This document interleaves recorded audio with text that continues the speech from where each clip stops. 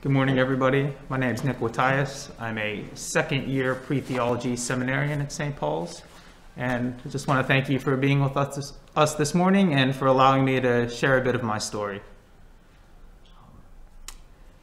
Priesthood had been in the back of my mind since 8th grade. I was a receptionist at St. Elizabeth of Hungary Parish in the office there, and Father Conley, the pastor at the time, would often come into the rectory office and chat with me, and he was a very kind and humble man, a model for me, and he often asked if I ever thought of the priesthood, and I said no. I never really gave it much thought, and at that point I was in 8th grade, and I just wanted to live a normal life. I wanted to go to high school, wanted to go to college, wanted to get a job, get married, have a house, have a family, just have the normal life. So as an 8th grade kid, I really didn't give it much thought. But Father Conley always said to put it in the back of your mind and not to rule it out completely. And Father Conley was so nice and such a role model for me, I didn't want to make him upset. So I said, sure, Father, I'll put it in the back of my mind. And after that, I put it in the very, very back recesses of my mind. I never really thought about it after graduating grade school, entering high school with Thomas Jefferson, and then college at the University of Pittsburgh, where I studied pharmacy and graduated in 2012. The priesthood really didn't move back from that recess of my mind. However, after I graduated school, I got a job at West Penn Hospital working as a pharmacist there, and I had worked there for 6-7 years after graduation, and everything was going very well. I had a good job. I bought a house in Bloomfield. I was very comfortable there. I was also starting to get more involved in the church at St. Maria Goretti Parish and at St. Paul's Cathedral in Oakland. There I started becoming more integrated with the young adult ministry team, and I really started to feel at home here.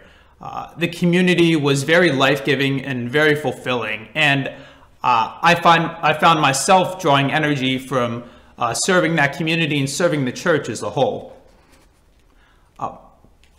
In 2018, I was on the leadership team for our St. Paul's Cathedral Young Adult Ministry team, and one of the exercises that we were given was to complete the Clifton Strength Finder survey.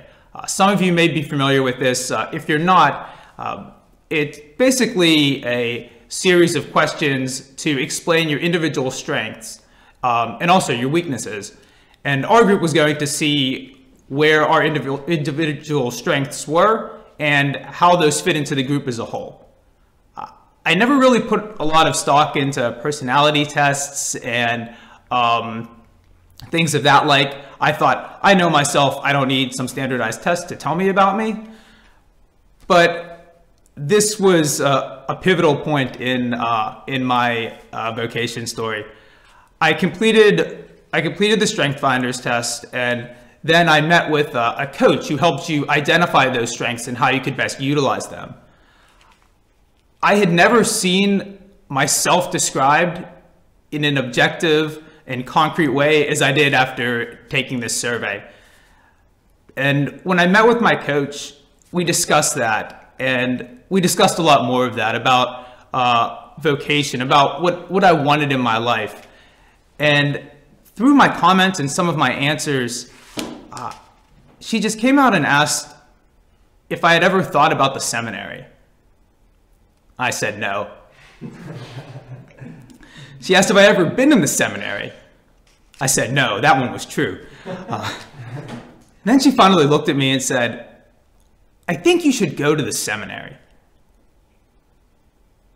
Like now, I was speechless. I didn't know what to say. Her boldness, her candor, it just was like hitting me across the head with a 2x4.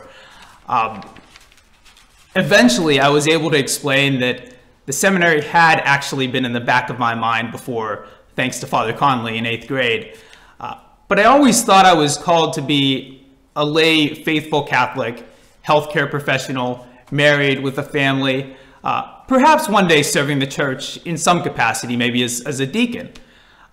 As I was explaining my plan to her and reflecting on it, I realized that it was really just my attempt to retain control, to serve the church on my own terms, to continue working as a pharmacist, choosing where to spend my time, my money, my energy. It all just seemed very selfish. It was almost like I was trying to manufacture my own vocation, remain in control of everything, and live on my own terms, rather than asking God what He wants for my life, abandoning my own plans, and cooperating with His will. I immediately thought of the parable of the rich young man who went away sad because he had great wealth, and of Christ's words to His disciples, "Whoever wishes to save his life will lose it, but whoever loses his life for my sake will find it." I don't think that I ever honestly discerned a vocation to the priesthood or religious life. As I continued to discuss this with my spiritual director and those close to me, it became apparent to all of us that I needed to take the next step in the discernment of the priesthood. I began praying and reflecting upon our meetings and my vocation. I had always felt a call to service, which I could see in my work as a pharmacist, with the young adult ministry, on medical mission trips, and as a lay minister in the church. During that time of discernment, I looked back into my personal journal notes, and I found that I had been commenting on my vocation, my mission, and service, and a desire to serve in almost every day's entry. As I look back, it became pretty clear where I was called to continue. I kept seeing in those notes how I felt a lack of passion and a lack of mission in life. Never had a strong desire for career or promotion or money. And now, more than ever, all that seems so insignificant compared to a life lived for Christ.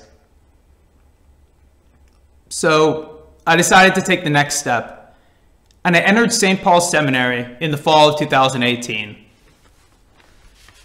Since that time, my understanding of myself and of the priesthood has continued to grow.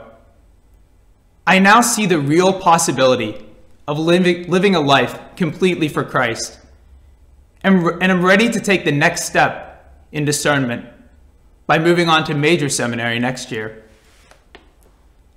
I have enjoyed the journey so far, especially when I know that all of this is being done for the Lord, with the hope of one day, if it be His will, serving Him and you as His priest. Thank you again for allowing me to share a bit of my story. I humbly ask that you keep me and my brother seminarians in your prayers as we discern our vocation. Know that we will be praying for you and for the Church of Pittsburgh. May the Lord help us all to know His will and to do it with courage and faith.